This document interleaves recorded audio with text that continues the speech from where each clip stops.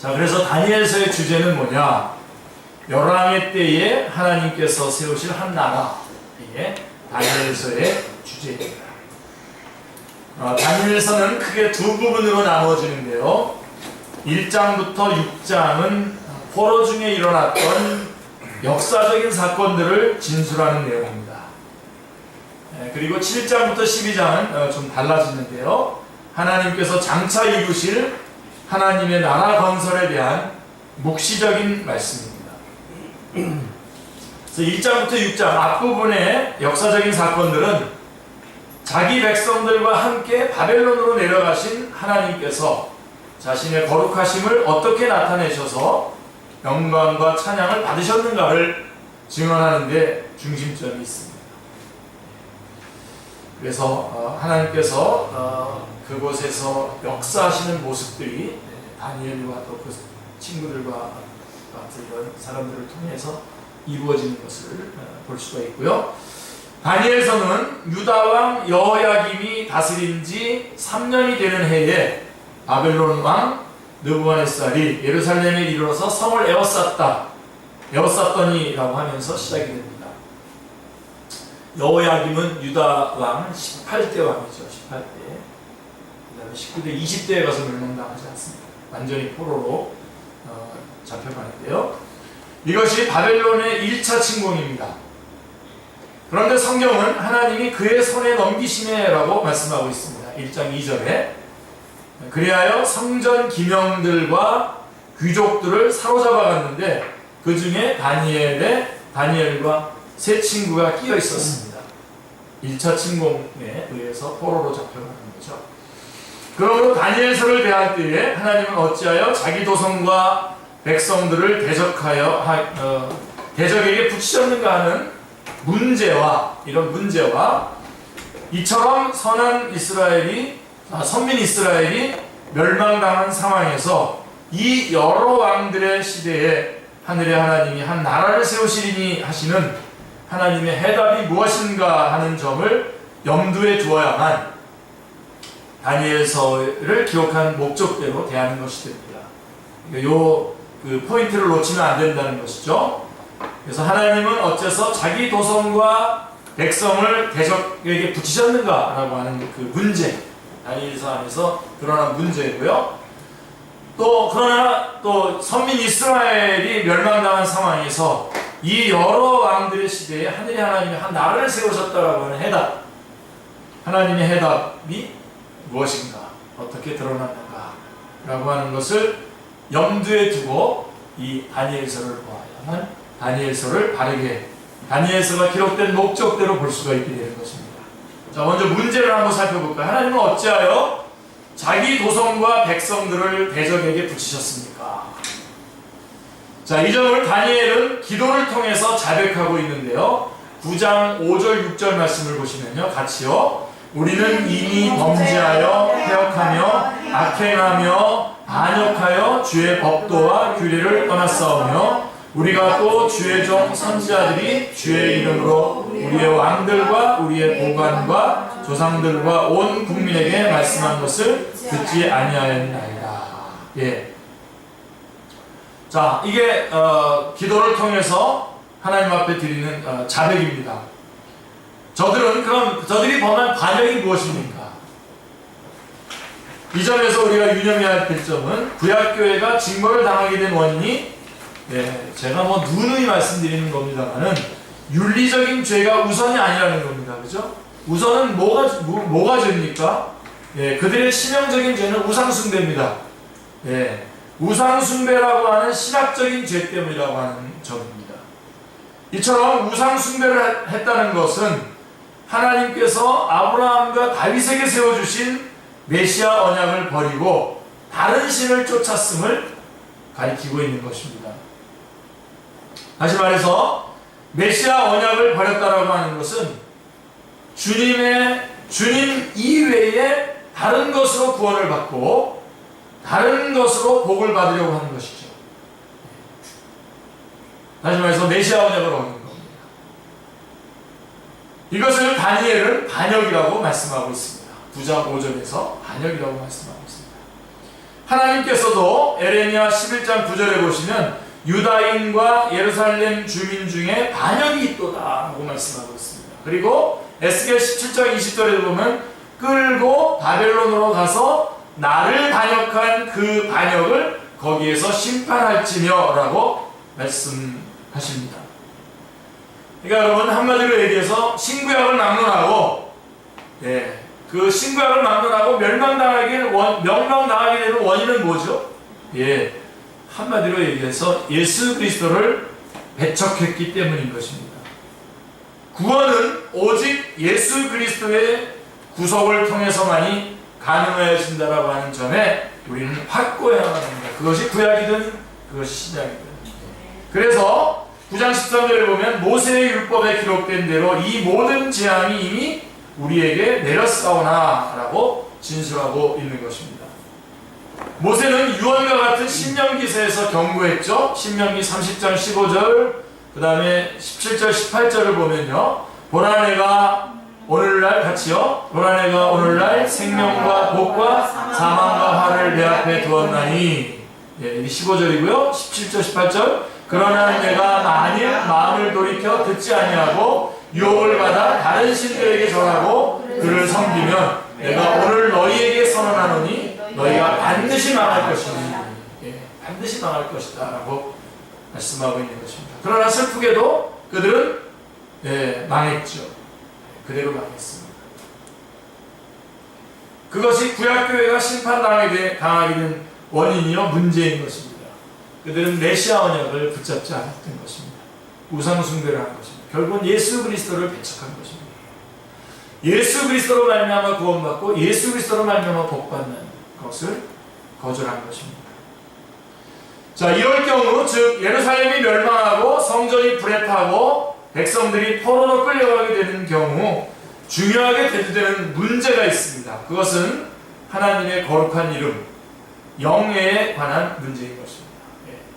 그래서 그들은 잘못해가지고 범죄해가지고 그 범죄에 대한 증거를 받지만 그들은 하나님의 백성 아닙니까? 그죠?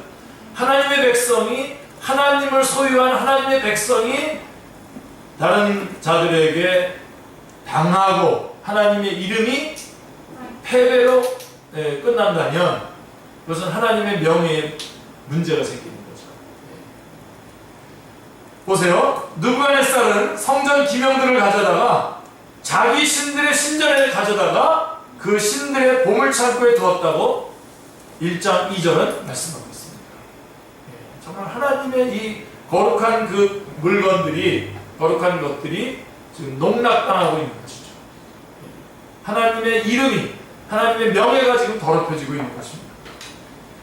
블레셋 사람들도 사무엘상 5장 2절에 보면 하나님의 법궤를 뺏어서 어디에 놨죠? 다곤의 신전에 들어가서 다곤 곁에 두었다라고 말씀하고 있는 것입니다. 또한 삼손을 끌고 가서도 우리의 신이 우리 원수 삼손을 우리 손에 넘겨주었다 하고 다 모여 그들의 신 다곤에게 큰 제사를 드리고 즐거워했던 것입니다. 자, 이렇게 한 것은 자신들의 신이 이스라엘의 신 여호와를 이겼음을 과시하기 위해서 그런 것입니다. 그렇죠? 분명히 이스라엘이 범죄했기 때문에 메시아 언약을 놓치고 우상숭배했기 때문에 이렇게 당하는 것이지만 거기에 문제가 대두되는 게 뭐라고요? 바로 이렇게 되는 가운데 하나님의 이름이, 그래서 이들은 다곤이 여호와보다도 더 센 신이다 라고 하는 것을 과시하고 싶었던 것입니다. 백성들로 말미암아 하나님의 거룩하신 이름이 모독을 받으시게 된 것이죠. 로마서 2장 24절에 너희들로 인하여 하나님의 이름이 이방인 중에서 모독을 받는다라고 말씀하고 있지 않습니까? 선지자들은 이것을 알고 있었습니다. 다니엘은 기도하기를 이렇게 기도했어요. 9장 18절에 같이요. 우리의 황폐한 상황과 주의 이름으로 일컫는 성을 보옵소서. 그 다음에 9장 19절에 나의 하나님이여 주 자신을 위하여 하시옵소서. 이는 주의 성과 주의 백성이 주의 이름으로 일컫는 바 됨이니까. 여러분 다시 한번 기억하십시오. 우리의 구원도 중요하지만 그것보다 더 중요한 것은 뭡니까? 하나님의 이름입니다. 그래서 이 더럽혀진 하나님의 이름을 하나님을 위해서 깨끗하게 회복시켜 주시옵소서라고 기도하고 있는 것입니다. 에레미야 선지자도 에레미야 14장 7절이요. 같이요. 여호와여 우리의 죄악이 우리에게 대하여 증언할지라도 주는 주의 이름을 위하여 일하소서라고 기도하고 있는 것입니다. 네. 그래서 여러분 다시 한번 우리의 구원과 우리가 세상과의 싸움에서 영적 전쟁에서 승리하는 이것은 하나님의 이름과 결부되어 있고 하나님의 명예에 관한 문제라고 하는 사실을 여러분들이 기억하시고 기필코 승리하셔야 됩니다. 네. 승리할 수 있습니다. 네. 요한계시록 5장 5절에도 말한 것처럼 네. 이미 주님께서 이기셨습니다. 왜요? 하나님의 이 거룩하심이 더럽혀진 채로 그냥 있을 수 없기 때문에 그렇습니다. 시편 기자도 같이요. 79편 9절입니다. 우리 구원의 하나님이여 주의 이름의 영광스러운 행사를 위하여 우리를 도우시며 주의 이름을 증거하기 위하여 우리를 건지시며 우리 죄를 사하소서 기도하고 있는 것입니다. 그 다음에 115편 1절 여호와여 영광을 우리에게 돌리지 마옵소서 우리에게 돌리지 마옵소서 오직 주는 인자하시고 진실하심으로 주의 이름에만 영광을 돌리소서라고 기도하고 있는 것입니다. 여러분 무슨 뜻입니까?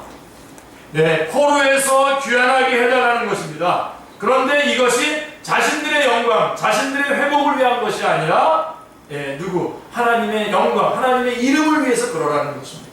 그럼 우리의 기도가 이렇게 여기까지 가야 되는 겁니다. 여러분 우리는 기도할 때에 처음에는 언제든지 자기 문제를 가지고 들어가서 기도할 수 있습니다. 그러나 기도가 계속되는 동안 우리는 우리의 필요가 여러분들이 진짜 주님 앞에 진짜 영광의 주님 앞에 전능하신 주님 앞에 언약의 주님 앞에 기도드린다면요 우리가 어떤 제목을 가지고 주님 앞에 나간다고 하더라도 제일 1단계로 이루어지는 일이 뭐냐면 우리가 가지고 나갔던 기도 제목이 일단은 조용히 주님 앞에 그냥 내려진다는 겁니다. 그냥 놔둔다는 겁니다. 그리고 뭐가 부각이 되냐면 기도를 계속하게 되면 뭐가 부각이 되냐면 하나님의 피로, 하나님의 영광, 하나님의 이름이 중요한 문제로 대두가 됩니다. 대표적인 케이스가 어떤 거였죠? 한나 같은 경우가 바로 그런 경우였죠. 한나는 자기 자식을 원해서 간절히 기도했죠. 근데 계속 기도하는 동안에 이 땅에 하나님의 일꾼, 하나님의 종이 없다는 것을 알게 됩니다.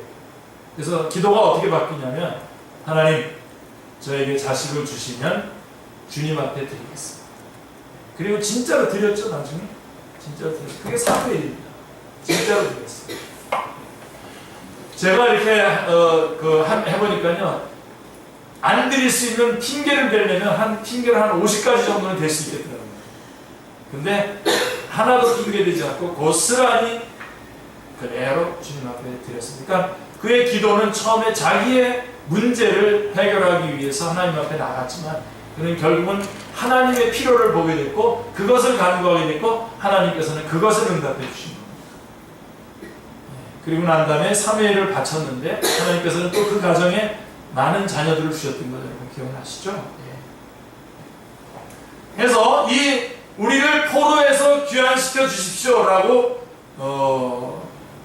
기도하는 것이지만 근데 그것이 자신들의 안일과 평안을 위해서가 아니라 자신들의 영광을 위해서가 아니라 하나님의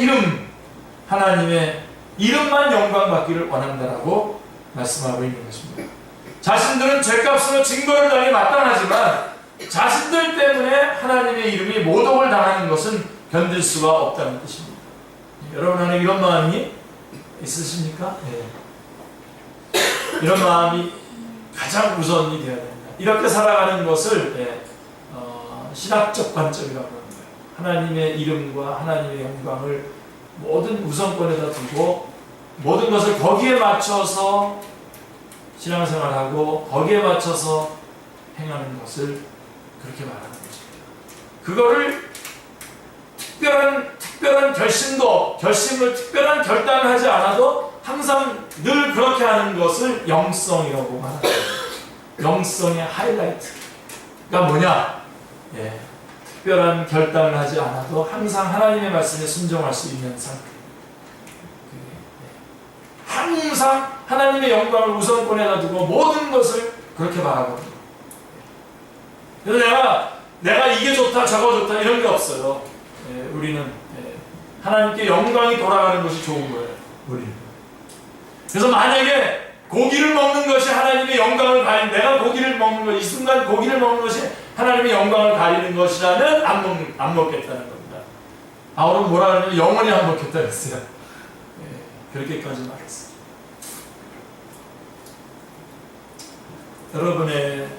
여러분이 정말 이렇게 하이라이트에, 그런 영성의 하이라이트에, 뭐 영성이란 말보다는 제자도가 더 좋겠죠. 정말 참 제자가 되시길 바랍니다. 참 제자는 딱 하나예요. 하나님의 영광을 기준으로 해서 모든 것들을 우선순위를 배열하고 살아가는 것. 그게 제자다. 그래서 오직 주는 인자하시고 진실하심으로 주의 이름에만 영광을 돌리소서라고 말씀했던 것입니다. 하나님은 말씀하십니다. 에스겔 36장 23절, 22절, 23절도 한번 보실까요? 같이요. 그러므로 너는 이스라엘 족속에게 이르기를 주 여호와께서 이같이 말씀하시기를 이스라엘 족속아 내가 이렇게 행함은 너희를 위함이 아니요 너희가 들어간 그 여러 나라에서 더럽힌 나의 거룩한 이름을 위하리라. 여러 나라 가운데에서 더럽혀진 이름 곧 너희가 그들 가운데서 더럽힌 나의 큰 이름을 내가 거룩하게 할지라. 내가 그들의 눈앞에서 너희로 말미암아 나의 거룩함을 나타내리니 내가 여호와인 줄을 여러 나라 사람들이 알리라. 주 여호와의 말씀입니다. 이 정도는 여러분들이 에스겔 36장 22절 23절 다 체킹해 놓으시는 게 좋겠죠. 결정적인 말씀 아닙니까? 그렇죠? 우리 주님은 바로 우리들이 더럽힌 그곳에서 그 더럽혀진 이름을 그대로 놔두지 않으시겠다는 것입니다. 거기서 내가 그 거룩을 회복하고 내 이름의 명예를 회복하고 하나님의 거룩하심을 드러내겠다라고 말씀하고 있는 것입니다. 자, 그러면 하나님의 거룩하심을 어떻게 나타내셨습니까? 우리는 에스겔서에서 11장 16절에 보시면 내가 비록 그들을 멀리 이방인 가운데로 쫓아내어 여러 나라에 흩었으나 그들이 도달한 나라에서 내가 잠깐 그들에게 성소가 되리라 하시는 망극한 말씀을 우리에게 해주고 있는 것입니다. 이는 하나님께서 예루살렘 성전을 떠나서 바벨론으로 포로가 되어가는 자기 백성들을 따라가시겠다는 것입니다. 말하자면 바벨론의 임시 성전을 두겠다라고 하는 뜻입니다. 정말 눈물 나는, 그들이 범죄해서 지금 그 범죄로 말미암아 지금 포로로 잡혀가고 있는데 거기까지 가셔서 성소를 해주시겠다. 거기서 성전이 되어 주시겠다라고 말씀하고 있는 것입니다. 그리고 1장에서 느부갓네살은 이제 좀 1장 2장 이렇게 좀 살펴봅니다. 1장에서 느부갓네살은 다니엘과 세 친구에게 왕의 진미와 포도주를 먹이면서 3년을 의식화 교육을 시켰지만 다니엘은 뜻을 정하여 자기를 더럽히려 하지 않았습니다. 이 진미와 포도주. 자, 이런 맥락에서, 이 다니엘과 같은 맥락에서 다니엘의 세 친구는 하나님의 이름과 영광을 나타내기 위해서 바벨론의 왕궁에 파송된 하나님의 사신의 역할을 감당하게 됩니다. 그리고 2장에서 하나님께서는 느부갓네살의 꿈을 통하여 후일에 될 일을 계시하십니다. 느부갓네살이 꿈에서 본 그 순금머리, 그 다음에 은가슴, 놋배, 쇠다리, 그 신상과 다니엘이 본 사자, 곰, 표범, 넷째 짐승 등은 동일한 것인데요. 바벨론, 바사, 헬라, 로마를 상징하는 것입니다. 그래서 이스라엘이 바벨론 포로됐다가 메데파사로, 그 다음에 헬라로, 로마로 이렇게 지배당하는 그 모습을 상징해주고 있는 것입니다. 자, 어째서 바벨론이 머리입니까? 신상에? 예루살렘이 바벨론에 의해서 멸망을 당하고 이때부터 이방인의 때가 시작이 되었기 때문입니다. 그래서 이때부터가 이방인의 때가 시작된 것이고, 요한계시록에서 우리가 보는 것처럼 이방인의 때가 끝나죠. 누가복음에도 나오죠. 그러므로 요한계시록에서는 무너졌도다 큰 성 바벨론이요 라고 이때가 이방인의 때가 끝난 때가 되는 것입니다. 그래서 이 종주국은 어디입니까? 바벨론입니다. 그래서 로마를 두고도 바벨론이라고 이렇게 외치고 있는 것을 보게 됩니다. 요한계시록에 보면. 그래서 종주국이 바벨론이고 그 다음에 바사, 헬라, 로마로 바뀐다고 해도 머리는 바벨론입니다. 자, 이제 그게 이제 문제에 관한 문제의 부분이었고, 그 다음에 하나님의 대답 부분입니다. 이 다니엘서의 하나님의 대답 부분. 그런데 이 신상을 통해서 통한 계시의 핵심은 이 여러 나라들의 시대에 하나님께서 하늘의 하나님이 한 나라를 세우시리라 라고 한 나라에 있는 것입니다. 이 신상 계시의 핵심은 나라입니다. 다니엘서의 핵심적인 단어는 나라입니다. 무려 나라라고 하는 말이 60회나 등장합니다. 이 나라는 2장 44절에서 말씀하고 있는 것처럼 영원히 망하지도 아니할 것이요 그 국권이 백성에게로 돌아가지도 아니할 것이라고 말씀하고 있습니다. 세속 국가는 망하고 국권이 다른 데로 옮겨지지만 하나님이 세우시는 한 나라는 영원한 나라라고 말씀합니다. 이 점이 다니엘서에는 거듭거듭 강조되고 있습니다. 4장 3절, 34절, 6장 26절, 7장 14절, 7장 27절에 계속해서 강조되고 있습니다. 그러면 영원히 망하지 아니할 한 나라를 어떻게 세우십니까? 우리는 다 알고 있죠? 2장 34절에 같이요. 손대지 아니한 돌이 나와서 신상의 쇠와 진흙의 발을 쳐서 부서뜨리네. 즉 발에 해당되는 로마 시대에 9장 25절의 말씀처럼 기름 부음을 받은 자 곧 왕이 일어나서 신상을 부숨으로 세운다는 것입니다. 이것은 예수 그리스도께서 죽으시고 다시 사시는 승리를 통해서 세워지게 될 것을 나타내고 있는 말씀인 것입니다. 할렐루야. 바로 이 나라는 예수 그리스도로 말미암아 예수 그리스도의 죽으심과 부활하심으로 말미암아 세워질 영원한 나라인 것입니다. 그 후에 2장 35절에 보면 우상을 친 돌은 태산을 이루어 온 세계에 가득하였나이다 라고 하나님의 나라가 확장될 것을 말씀하고 있습니다. 그때부터 다의 시대 즉 종말이 시작이 된다는 말씀입니다. 해몽을 들은 느부갓네살 왕이 엎드려 다니엘에게 절하고 너희 하나님은 참으로 모든 신들의 신이요 모든 왕의 주제시로다 라고 말씀하고 있는데요. 하나님은 영광을 나타내시고 영광을 받으신 것입니다. 마땅히 받으셔야 될 영광을 받으신 것입니다. 자, 그래서 3장은 그럼에도 불구하고 느부갓네살은 신상을 만들어서 절할 것을 강요함으로 주의 종들의 믿음이 시험을 받게 됩니다. 자신이 세운 신상을 섬기지 아니하고 절하지 아니하는 하나냐와 미사엘과 아샤라를 불가마 속에 집어 던지면서 말합니다. 이게 원래 이름이고 사드락, 메삭, 아벳느고가 그 사람들이 지어준 이름이죠. 15절 능히 너희를 내 손에서 건져내시니 누구겠느냐? 그러나 어떻게 됐습니까? 27절에 보면 불이 능히 그들의 몸을 해하지 못하였고 머리털도 그을리지 아니하였고 겉옷빛도 변하지 않은 모습을 그들은 대하고는 이렇게 말합니다. 28절 29절 사드락과 메삭과 아벳느고의 하나님을 찬송할지로다.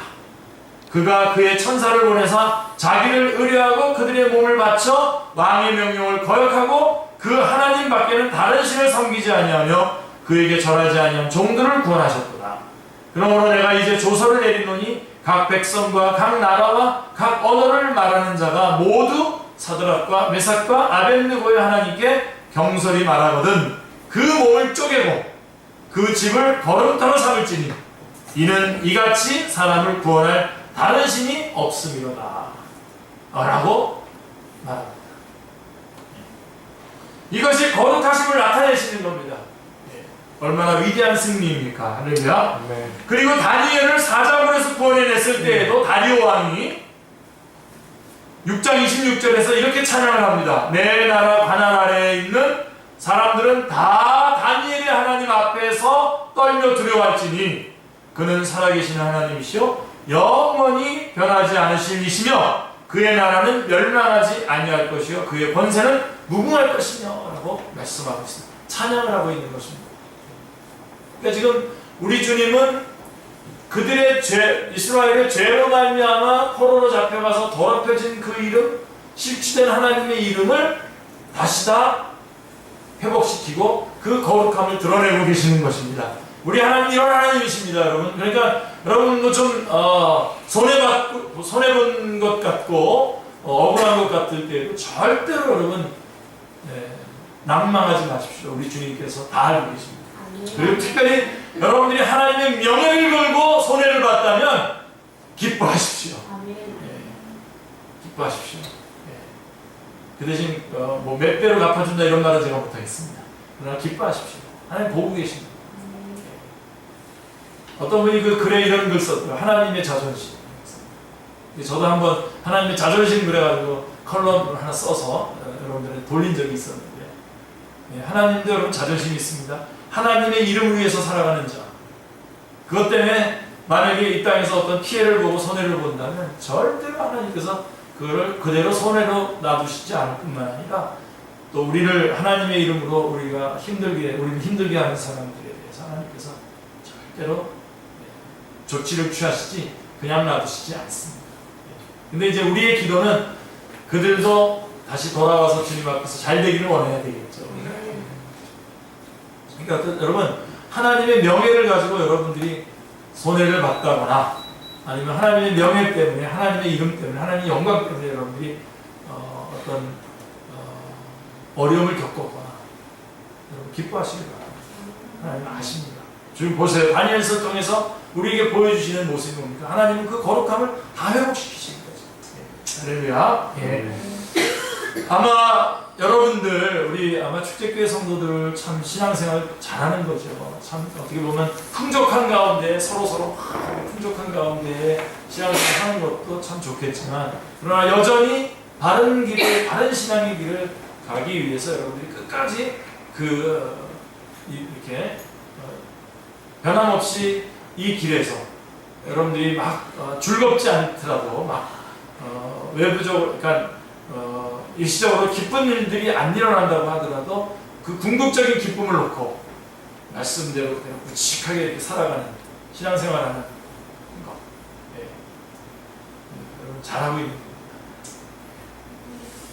오늘 아침에 말씀한 것과 더불어서 여러분 정말 우리가 정말 감동적인 사랑을 형제 우애를 우리가 해나가면서 이렇게 신앙생활을 나간다고 한다면 결코 여러분 제가 한 명, 두 명 정도 이렇게 아주 대놓고 이렇게 좀 문자 이렇게 좀 제가 기도한 거를 그냥 표현해가지고 이렇게 하고 있습니다만은 결코 여러분 숫자가 이 적은 숫자가 아닙니다. 정말 진한 사랑을 하려면 적은 숫자가 아니라 우리 많아요. 우리끼리도 잘 못 챙긴다고요, 한 주간에. 저는 물론 이렇게 카톡으로 이렇게 돌리면서 여러분들에게 한 사람 한 사람 나타날 때마다 이렇게 기도를 하고 하나님 앞에 아뢰고 그렇게 하면서 살핍니다만은 정말 말아보십시오. 어떻게 살필 수 있겠습니까? 그렇죠? 결코 적은 숫자가 아닙니다, 여러분. 정말 우리가 진한 사랑을 같이 하고 같은 신앙의 길을 바른 신앙의 길을 걸어간다는 것은 그런 것입니다. 그래서 그런 면에서 여러분들이 정말 하나님의 이름을 위해서 하나님의 영광을 위해서 여러분들이 정말 이렇게 인내하고 이렇게 수고하는 것들이 결코 그러니까 여러분들은 좋은 신앙의 자리에서 지금 신앙생활을 하고 있는 것입니다. 그래서 당당하게 감당하시기 바랍니다. 그래서 그 하나님께서 스가랴 1장 1절에 보시면 바사왕 고레스 원년에 여호와께서 에레미야 입을 통하여 하신 말씀을 이루게 하시려고 바사왕 고레스의 마음을 감동시키셔서 라고 포로에서 귀환하게 하셨던 것입니다. 누구의 이름 때문에 그런 겁니까? 하나님의 이름 때문에. 이것이 바로 에스겔 36장 23절에서 말씀하고 있는 것처럼 나의 거룩함을 나타내리니 내가 여호와인 줄을 여러 나라 사람이 아니라 라고 한 의미인 것입니다. 자, 그런데 명심해야 할 점은 불가마나 사자굴에서 구원하는 것으로 더럽혀진 하나님의 거룩하신 이름이 온전히 회복되는 것입니까? 물론 직접적으로는 놀라운 그 간증거리가 되겠죠. 그러나 그게 하나님의 더럽혀진 이름, 메시아 언약을 어기고 우상숭배함으로 말미암아 이방신들에게 조롱을 당했던 하나님의 그 이름이, 더럽혀진 하나님의 이름이 불가마에서 건짐받고 사자굴에서 구원받는 것 가지고 회복이 되겠냐고요? 아니죠. 바벨론으로부터 바벨론의 포로가 돌아옴으로 파괴당한 하나님의 나라가 온전히 건설되는 것, 그거는 한 더 큰 회복이겠죠. 그러나 그렇다고 해서 하나님의 이름이 회복되겠습니까? 어디까지 가야 됩니까? 인류의 시조인 아담의 범죄로 말미암아 사탄의 노예가 된 자들이 돌아와야만 하나님의 거룩하신 이름과 명예가 온전히 회복되는 것입니다. 할렐루야. 이는 기사와 이적으로 되어지는 것이 아니라 예수 그리스도의 대속으로만이 가능해지는 것입니다. 아멘. 하나님은 이를 이루어 나가고 계시는 중이며 다니엘서의 기록 목적도 예수 그리스도와 복음을 증거하기 위함임을 놓치지 말아야 합니다. 다니엘서에는 금령이라고 하는 말이 6번 나오고 변개치 못한다라고 하는 말이 4번이나 등장하는데, 이는 하나님의 공의를 이해하는 데 빛을 줍니다. 우리에게 빛. 다리오 왕은 다니엘을 구원하려고 애썼죠. 다니엘과 하나님이 함께 하시는 것을 알기 때문에 다니엘을 구원하려고 했지만 변개할 수 없는 금령 때문에 사자굴에 던지라고 하는 영을 내립니다. 이 말씀은 우리를 내가 먹는 날에는 반드시 죽으리라고 선언하신 하나님의 금령으로 우리를 인도해 주는데요, 바벨론이나 메대 파사의 왕의 금령도 변개할 수 없다면 하물며 의로우신 하나님이 벌하신 금령이겠습니까? 그리하여 온 인류는 하나님께서 반드시 죽으리라고 하신 금령대로 사망 아래 있게 되었고, 이스라엘은 하나님의 종 모세의 율법에 기록된 맹세대로 바벨론의 내어줌이 되었던 것입니다. 이들이 어떻게 구원을 얻을 수 있습니까? 이는 불가마 사자굴에서 구출되듯이 기사와 이적으로 되는 것이 아니라 죄의 구속으로만이 가능하여지는 것입니다. 바로 이것이 다니엘서에 나오는 두 가지 문제와 해결에 대한 말씀입니다. 그러면 다니엘서의 중심 주제가 뭐냐? 묵시적인 내용인 후반부. 자, 후반부는 묵시적인 내용인데요, 7장부터 12장, 다니엘서의 핵심장은 그래서 9장입니다. 왜냐하면 근본적인 해답인 허물이 그치며 죄가 끝나며 죄악이 용서되며 영원한 의가 드러나는 일이 있게 될 것을 말씀하고 있기 때문에 그렇습니다. 잘 아시죠 여러분? 이 예언서 총 11권, 구약의 총 11권의 예언서는 다 같이 앞에는 문제, 뒤에는 해결. 그래서 앞에는 우상숭배한 메시아 언약을 어긴 것이고, 뒤에는 예수 그리스도로 말미암은 회복, 이렇게 나오는 건데요. 바로 이제 9장 24절이 바로 그 해답을 말씀해주고 있고, 그래서 9장이 핵심장입니다. 자, 이것이 어떻게 가능해집니까? 허물이 그치며 죄가 끝나며 죄악이 용서되며 영원한 의가 드러나는 것이 어떻게 가능해집니까? 9장 26절에 보면 기름 부음을 받은 자가 끊어져 없어질 것이며 죽임을 당하여 없어질 것이며, 즉 예수 그리스도의 대속을 통해서 가능하여진다는 것입니다.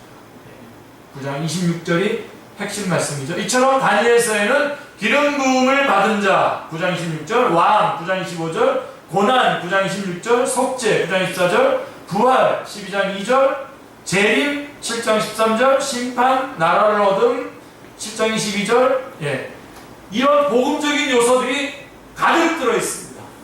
예, 다니엘서 안에. 이것이 다니엘서의 중심 주제요, 또 구약 성경의 중심 주제인 것이죠. 7장 13절 14절 같이 읽겠습니다. 인자 같은 이가 하늘 구름을 타고 와서 옛적부터 항상 계신 이에게 나아가 그 앞으로 인도되매 그에게 권세와 영광과 나라를 주고 모든 백성과 나라들과 다른 언어를 말하는 모든 자들이 그를 섬기게 하였으니, 예, 말씀하고 있는 것입니다.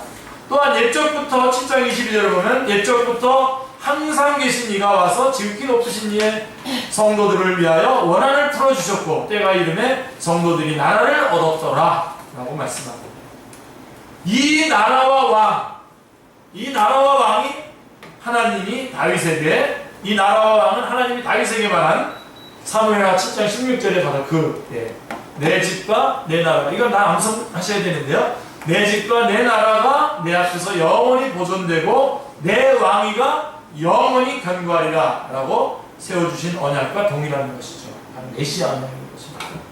할렐루야. 또한 보라, 누가복음 1장 31절 33절에서 이제 성취되지 않습니까? 보라, 내가 잉태하여 아들을 낳으리니 그 이름을 예수라 하라. 그가 큰 자가 되고 지극히 높으신 이의 아들이라 일컬어질 것이요 주 하나님께서 그 조상 다윗의 왕위를 그에게 주시리니 영원히 야곱의 집을 왕으로 다스릴 것이며 그 나라가 무궁하리라 하는 이 말씀, 누가복음 1장 31절로 33절에서 성취될 바로 그 왕과 나라인 것입니다. 그 왕과 나라가 누굽니까? 예수 그리스도이십니다. 자, 또 이런 맥락에서 다니엘서에는 하나님의 주권이 강조되어 있습니다. 하나님의 주권, 모든 어떤 성경이든지 하나님의 주권을 강조하고 있습니다만 특별히 다니엘서에서는 더욱더 강조되어 있는데요. 4장 17절 같이 읽겠습니다. 지극히 높으신 이가 사람의 나라를 다스리며 자기의 뜻대로 그것을 누구에게든지 주시며 또 지극히 천한 자를 그 위에 세우시는 줄을 사람들이 알게 하려 하노라. 예, 말씀하고 있습니다. 이 말씀이 4장에만 3번 나옵니다. 17절, 25절, 32절. 그래서 3번 나오면서 강조되어 있습니다. 사람의 손으로 하지 아니하고 손대지 아니한 돌이 신상을 쳐서 부셔뜨린다고 말씀하는데 5장에서는 손가락이 나타나 벽에 심판을 선고하는 글을 쓰는 것을 보게 됩니다. 5절에 그것은 하나님의 선한 손, 스가랴 7장 9절 28절 8장 18절 22절 31절, 바로 나타난 하나님의 선한 손이었던 것입니다. 그래서 에스라, 느헤미야, 에스더에도 이 하나님의 선한 손이 굉장히 강조가 되는 것 우리가 지난번에 한번 살펴봤습니다. 에스라, 느헤미야, 에스더. 이처럼 주권적인 하나님께서 한 나라를 세우신다는 것입니다. 그러므로 이 돌 위에 떨어지는 자는 떼어지겠고 이 돌이 사람 위에 떨어지면 그를 가루로 만들어 흩으리라 라고 한 마태복음 21장 44절의 말씀, 즉 그 누구도 대적할 수가 없다는 것입니다. 주님께서 그 주권을 행사하시면 아무도 막을 수 없다는 것을 말씀해 주고 있는 것입니다. 하나 더 살펴봐야 될 것이 있는데 이른 일의 기한, 다니엘서 뒷부분에 가면 이제 이른 일에 대해서 9장 24절에 보면 다니엘서서 가장 난해하고 이설이 많은 것은 이른 일에와 결부된 해석입니다. 그런데 묵시를 해석하는 원리 잘 아시죠 여러분? 요한계시록 공부하면서 우리 많이 배우지 않습니까? 묵시를 해석하는 원리는 분명한 것에서부터 분명치 아니한 것으로, 중요한 것에서부터 덜 중요한 것으로 이렇게 나아가는 것이죠. 그러니까 여러분들이 예를 들면 요한계시록 같은 경우는 환상과 상징과 이런 것들이 많지 않습니까? 근데 요한계시록을 가지고 다른 거를 이렇게 요한계시록부터 출발해서 다른 것을 해석해 나가면 안 되는 거예요. 그러니까 분명하게 나온, 예를 들면 요한복음에 분명하게 말씀되어져 있는 예수 그리스도의 그 오심과 말씀의 성취와 그다음에 예수 그리스도께서 행하신 고난과 십자가와 이런 것들을 가지고 그런 환상과 상징들을 이렇게 해석해 나가는 거죠. 이렇게. 그래서 분명한 것에서부터 이렇게 분명치 아니한 것으로 이렇게 가야 되고 중요한 것에서도 덜 중요한 것을 이렇게 해석을 해 나가야 되는 것입니다. 우리는 이제까지 분명한 중심 주제를 살펴봤죠. 여태까지. 그러므로 다니엘서를 통해서 말씀하시려고 한 중심 주제가 뭡니까? 종말에 대한 시간표를 제시하는 게 아닙니다. 다니엘서는 그런 식으로 해석해가지고 마음대로 해석해가지고 한 사람들이 많아요. 그리고 그러면서 자기 이름을 다니엘이라고 붙인 사람들이 참 많은데 저는 조금 흔쾌하게 이렇게 흔쾌하게 바라보지 못합니다. 다니엘이라고 이름. 네, 하여간 굉장히 그런 의미가 아니라 이제 이런 의미가 아니라 앞에 믿음을 구사했던 다니엘을 생각하면서 지었겠죠. 네. 혹시 다니엘이라고 지으려고 했던 거 아닙니까? 이 아니죠. 자, 이건 종말에 대한 시간표를 제시하려고 하는 것이 아닙니다. 그러니까 이른 이래라고 하는 말이 어째서 나오게 되었습니까? 자, 문맥을 통해서 보면 다니엘은 9장 2절에 책을 통해 여호와께서 말씀으로 선지자 에레미야에게 알려주신 그 연수를 깨달았나니 곧 예루살렘의 황폐함이 70년 만에 그치리라 하신 것이니라 라고 말씀하고 있습니다. 이건 분명하잖아요. 그죠? 이를 깨달은 다니엘은 금식하며 기도하는 중에 가브리엘 천사를 통해서 이른 이래라는 기한을 듣게 된 것입니다. 무슨 뜻입니까? 다니엘뿐만이 아니라 모든 선지자들은 70년이 차고 포로에서 귀환하게 되면 메시아 왕국이 이르게 될 것을 기대하고 있었습니다. 즉 다윗과 같은 왕 메시아가 나타나서 대적을 물리치고 옛날의 영광이 회복될 것을 기대했다는 것입니다. 그러나 하나님의 답변은 아닙니다. 70 곱하기 7은 이른 이래가 지나야 끝이 오리라 하신 셈입니다. 70이라고 하는 숫자는 완전수 7에다가 만수 10을 곱한 상징적인 숫자로 보아야 됩니다. 충분하게 찼을 때 이는 주님께서 베드로에게 77번씩 70번까지 용서하라 77, 49 490번 용서하라는구나 그런 뜻이 아닌 것처럼 같은 의미인 것입니다.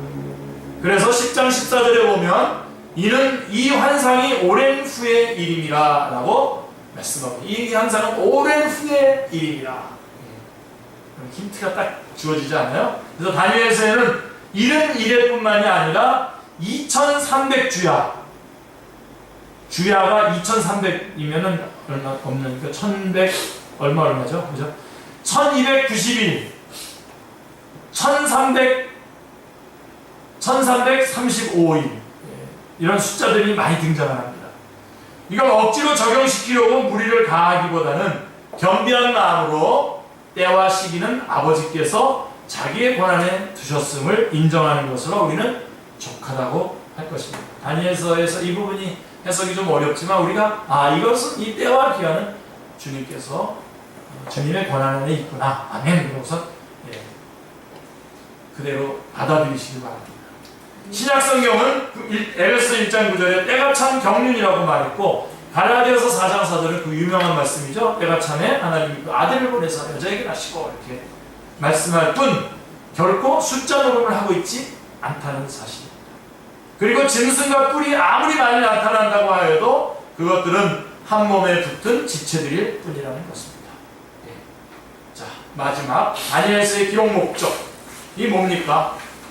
내용과 기록 목적을 혼돈해서는 안 됩니다. 다니엘서의 1차 독자들은 누굴까요?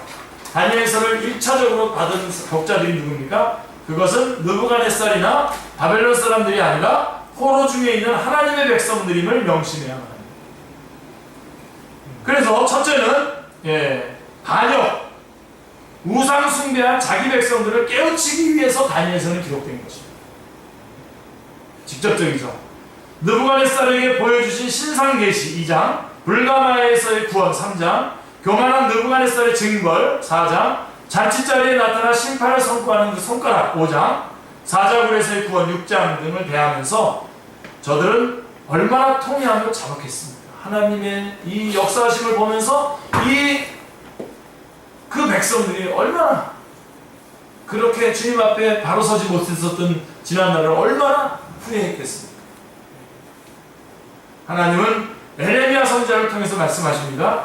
24장 5절로 7절에 보면 내가 이곳에서 옮겨 갈대아인의 땅에 이르게 한 유다 포로를 이 좋은 무화과 같이 잘 돌볼 것이라. 내가 그들을 돌아보아 좋게 하여 다시 이 땅으로 인도하여 세우고 헐지 아니하며 심고 뽑지 아니하겠고 내가 여호와인 줄 아는 마음을 그들에게 주어서 그들이 전심으로 내게 돌아오게 하리니 그들은 내 백성이 되겠고 나는 그들의 하나님이 되리라. 참 귀한 말씀이죠. 이것이 다니엘서의 첫째 기록 목적입니다. 하나님께서 이러한 역사들을 일으키심으로 말미암아 자기 백성들을 이런 우상 숭배가 아니라 정말 하나님 앞에 하나님만 의지하고 하나님으로 말미암아 구원받고 하나님으로 말미암아 복을 받아야 될 것을 깨우치기 위한 것이 바로 이 첫 번째 다니엘서의 기록 목적이고요. 두 번째 기록 목적은 환난 중에 있는 자기 백성들을 위로, 격려, 소망을 주기 위한 것입니다. 위로하기 위한 것이죠.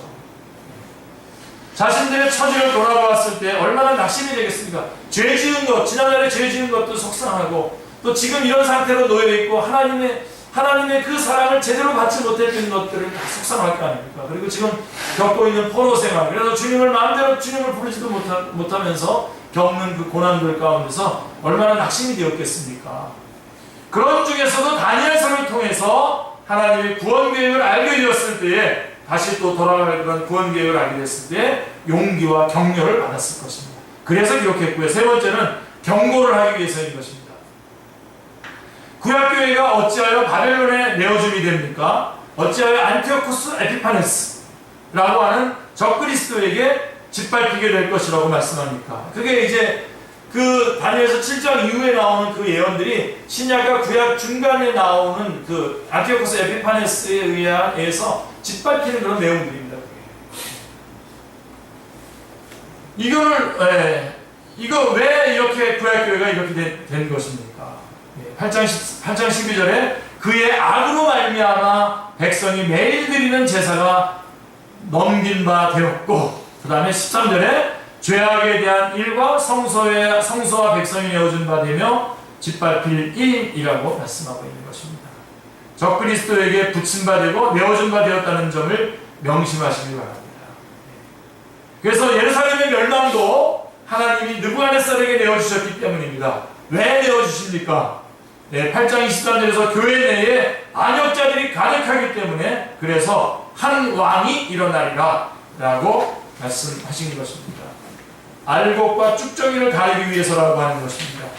다니엘서는 마지막 장에서 영생을 받는 자도 있겠고 수치를 당하여서 영원히 부끄러움을 당할 자도 있을 것이며 이렇게 말씀하시면서 너는 가서 마지막을 기다리라. 이는 내가 평안히 쉬다가 끝날에는 내 몫을 누릴 것입니다 하는 기다림으로 끝을 맺고 있습니다. 다니엘은 자기 방대에 임할 것으로 기대했으나 평안히 쉬다가 즉 오랜 후에 주님의 재림의 나팔소리에 일어나게 될 것을 말씀하십니다. 다니엘도 히브리서 11장 3절에 보면 13절에 보면 믿음을 따라 죽었으며 약속을 받지 못하였을 때 그것을 멀리서 보고 환영한 것이 되는 것이죠. 여러분 우리는 놓치지 마세요. 우리는 이 땅에서 우리가 이 어떤 것들이 보상되지 않는다고 하더라도 우리는 영원한 그 약속들을 환영하고 있는 것입니다. 우리 기다리고 있는 것입니다. 그죠? 당대에 다 받으셨으면 좋겠어요. 당대에 다 받으시면서 또 궁극적으로 받았으면 좋겠습니다. 자, 이 기다림은 끝나지 않았죠? 지금도 우리도 그 자리에 있는 것입니다. 다니엘서의 중심 주제도 이상에서 살펴본 대로 다니엘서의 중심 주제도 주님께서 말씀하신 바 너희가 성경에서 영생을 얻는 줄 생각하고 성경을 연구하거니와 이 성경이 곧 내게 대하여 증언하는 것이라. 요한복음 5장 39절 그렇게 말씀하신 예수 그리스도를 증언하기 위하며 이 복음은 하나님이 선지자들을 통하여 그의 아들에 관하여 성경에 미리 약속하신 것이다 라고 한 복음을 증언하기 위함인 것입니다. 그냥 다니엘서가 그런 겁니다. 다니엘서는 예수 그리스도를 증언하기 위한 것이고 복음을 증언하기 위한 것입니다. 놓치지 마시기 바랍니다. 그래서 다니엘서 보면서 이상하게 숫자풀이하거나 그러면서 엉뚱한 데로 끌고 가지 마시고 다니엘서를 통해서도 예수 그리스도를 증거하고 다니엘서를 통해서도 복음을 증거할 수 있어야 되는 것입니다. 예수 그리스도를 증언하기 위함이 아니라면 다니엘서가 우리에게 무슨 유익이 있단 말입니까? 그렇죠? 아멘. 다니엘서의 내용을 아주 꿰뚫은 겁니다. 그래서 여러분들이 정말 이 성경 말씀에 갈망을 하고 있다면 이번 주에 다니엘서를 한번 쭉 이 말씀을 중심으로 해서 읽을 수 있겠죠. 우리 이 시간